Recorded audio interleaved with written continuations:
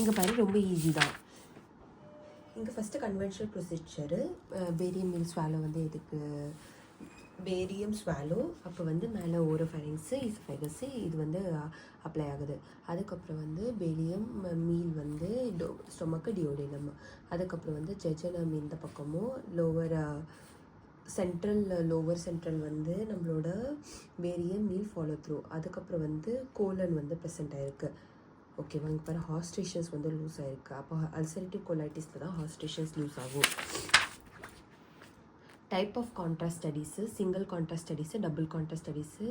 இதில் வந்து மியூக்கோஸா நல்லா பார்க்கலாம், பிகாஸ் ஏர் வந்து சென்டரில் இருக்குது. ஓகே, இப்போ இந்த என்டீரியோகிராஃபி என்டீரியோலைசிஸ் அப்படின்றது வந்து இன்வேசிவ் இருக்குது, ஆனால் வந்து நல்ல விஷுவலைசேஷன் வந்து இருக்குது. அப்போ எம்ஆர் சிடி இதெல்லாம் பண்ணும்போது நம்ம வந்து என்ட்ரோலைசிஸ் மோஸ்ட்லி யூஸ் பண்ணுறோம். கன்வென்ஷனலாக என்ட்ரோலைசிஸ் யூஸ் பண்ணி எக்ஸ்ரே யூஸ் பண்ணி தான் கன்வென்ஷனல் என்ட்ரோலைசிஸ்ஸு. ஸோ இங்கே கேஸ்ட்ரிக் நேசோ பிகாஸ் அவங்களுக்கு வந்து டிலேட் கேஸ்ட்ரிக் எம்டிங் ப்ராப்ளம் வந்து இருக்குது. அப்படி அது ஒரு ப்ராப்ளமா. ஸோ ஃபர்ஸ்ட் வந்து பாரு, நம்மளோட ரேடியாலஜியில் வந்து மேலே வந்து ஒரு பிளாக்கு, மிடில் அண்டு கீழே வந்து ஒரு பிளாக்கு. ஸோ மேலே இருக்கிற பிளாக் அப்படின்றது ப்ளம்பர்-வின்சென்ட் சிண்ட்ரோமு, அண்ட் மிடில் அண்ட் கீழே இருக்கிற பிளாக் அப்படின்றது வந்து ஸ்ட்ரிக்சரு. ஸோ இது ரெண்டும் முடிஞ்ச பிறகு ஜெட் வந்து போட்டுக்கும். அதுக்கப்புறம் 2 வரும், ஜெட் வரும். ஸோ ஜெட்னா மேலே ஒரு பிளாக்கு கீழே ஒரு பிளாக்கு ஜூ போகிறோம். அப்போ செங்கஸ் டைவர்டிகுலமும் போஸ்டீரியரில் வந்து ஸ்வெல்லிங் இருக்கும். அதுக்கப்புறம் ஜூக்கு போகும்போது நம்மளுக்கு வந்து பேர்டு பீக் வந்து தெரியுது. அதுதான் வந்து நம்மளோட அக்கலேசியா கார்டியா.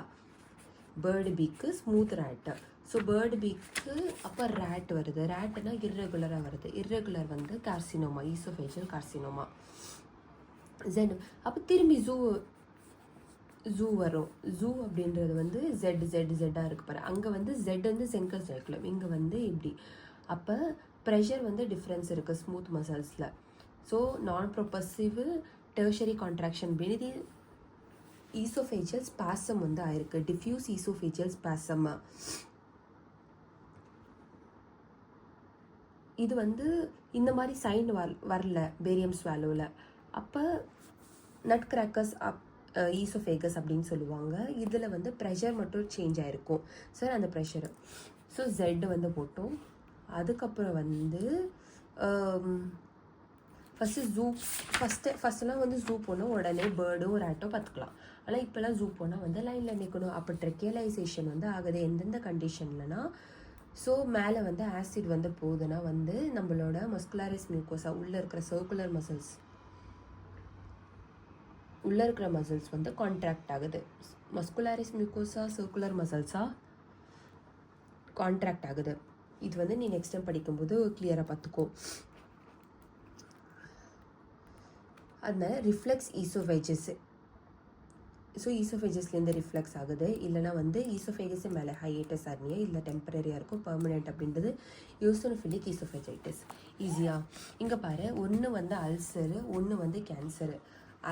அதுக்கப்புறம் இடையில் வந்து ஒரு பல்பு, அங்கே ஜூ இருந்த மாதிரி இங்கே ஒரு பல்பு, இங்கே வந்து வெளியில் ஒரு பல்ப் வந்துச்சு. அப்போ வெளியில் ஒரு பல்பு,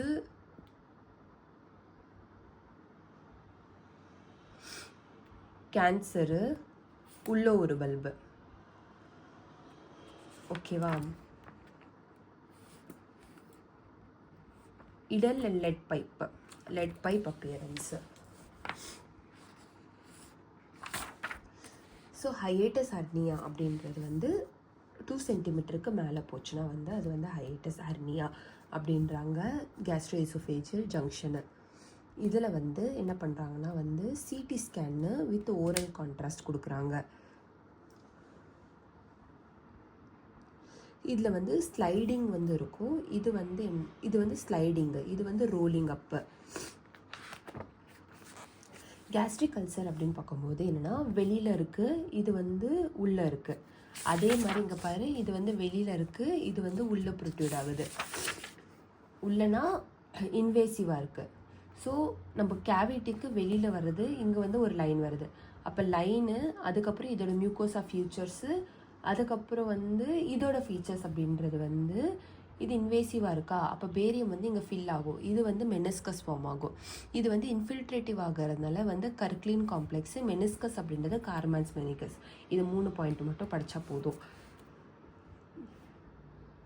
இடையில வந்து ஒரு பல்பு, அந்த பல்பு அப்படின்றது தான் நம்மளோட ஹையட்டஸ் ஹெர்னியா.